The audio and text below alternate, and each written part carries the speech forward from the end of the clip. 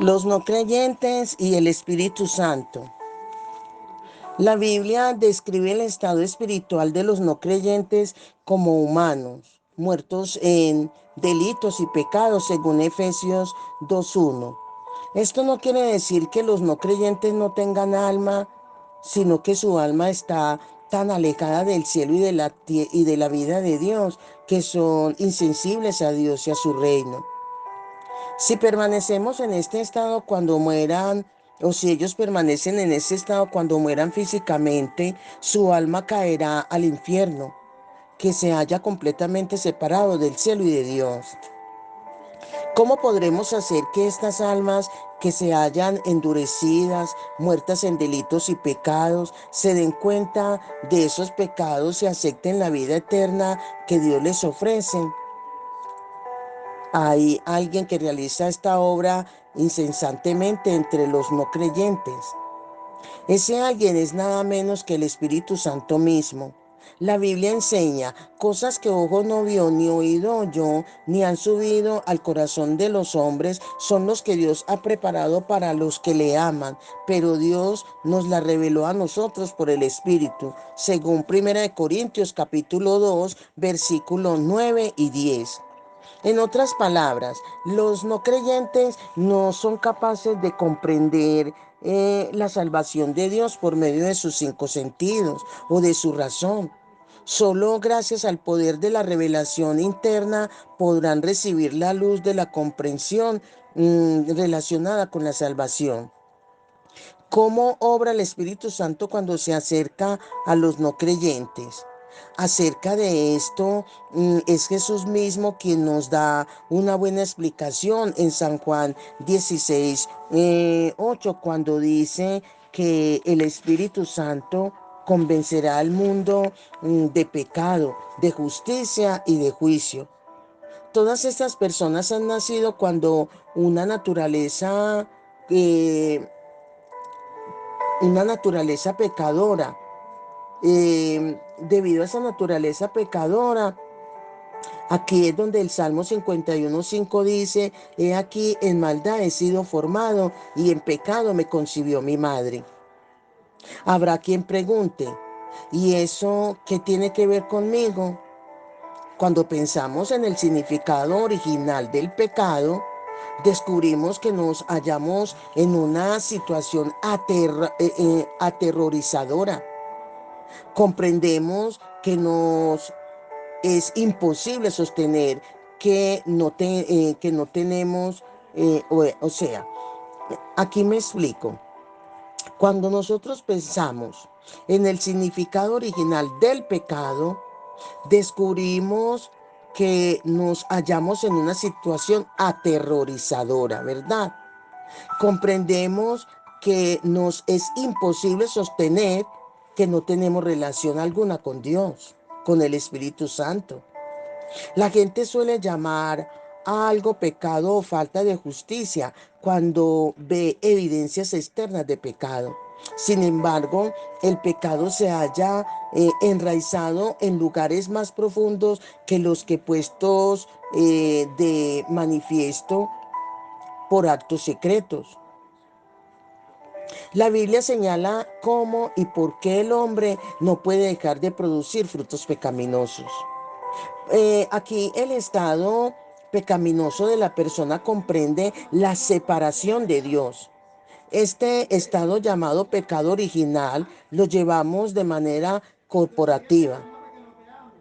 El pecado entró en el mundo por un hombre y por el pecado la muerte, según Romanos 5:12, ¿verdad?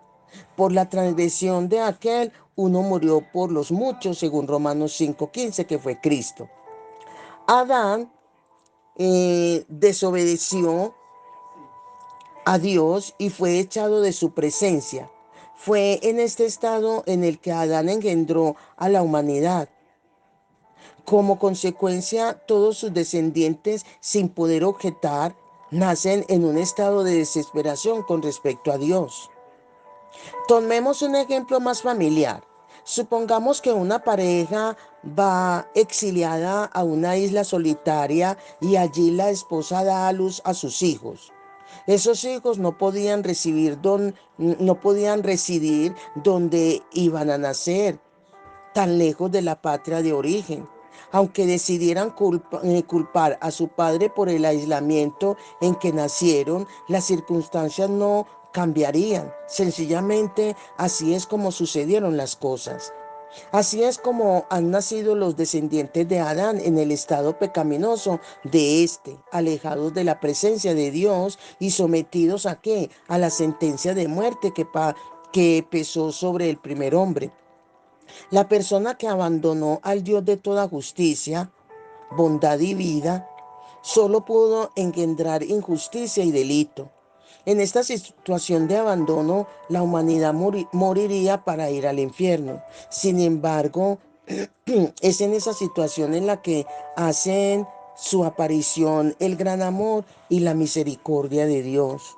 Él nos liberó por medio de nuestro Señor Jesucristo. Nacido de María Virgen, Jesús vino a este mundo sin pecado original. Llevó una vida en la que no hubo pecado ni culpa. Al, al ser la persona sin pecado, se convirtió en el sustituto perfecto de los pecadores. Por ser la persona justa, fue crucificado por los injustos y después de 3 días se levantó de entre los muertos. Con su muerte pagó todo el precio de nuestro pecado original y de nuestros pecados personales. ¿Qué significa esto? Que todos cuantos crean en Él y reciban la gracia de la salvación, reciben la vida eterna. Dejan de ser separados de Dios. Desde la resurrección de Jesús, el hombre no muere eternamente por sus propios actos de pecado ni por el pecado original. Si es destruido, lo es por no aceptar la salvación que tiene en Jesús. Debido a esto, nunca será suficiente cuando cuanto se insista en la urgencia con la que se debe predicar el mensaje del Evangelio. Ahora bien, ¿cómo podemos despertar al alma muerta e insensible para que reciba este gran mensaje del Evangelio? ¿Qué puede convencer a los pecadores que con frecuencia no se dan cuenta de lo desesperada que es su situación, del peligro que se cierne sobre ellos e impulsarlos a huir rumbo al refugio de la salvación? Los seres humanos nunca podrían hacer nada de esto, pero Dios prometió realizar esta obra enviando al Espíritu Santo, quien la está llevando a cabo por todo el mundo a través de la proclamación del Evangelio por la Iglesia. Solo nos queda alabarle con todo el corazón y confiar en que solo Dios lo puede hacer. ¿A través de quién?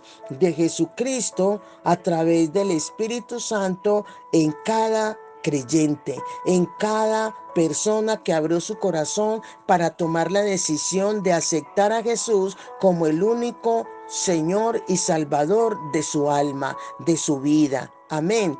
Bendiciones, bendiciones.